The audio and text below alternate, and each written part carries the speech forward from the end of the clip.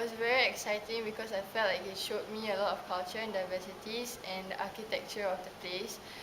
My experience was very fun and adventurous because we discovered the places on our own. That made us more daring to find out more things about the place and take more interesting stuff. It did give me quite a few good ideas in terms of how I want my artwork to look like and how the colors and the design would be.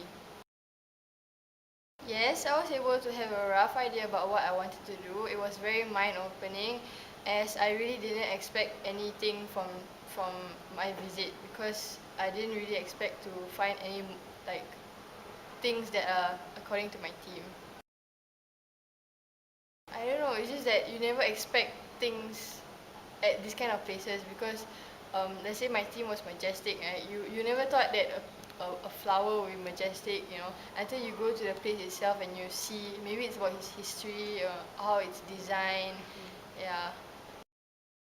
Yes, it was because it inspired me to have a broader view of a theme to make it more exciting and interesting to other people and myself.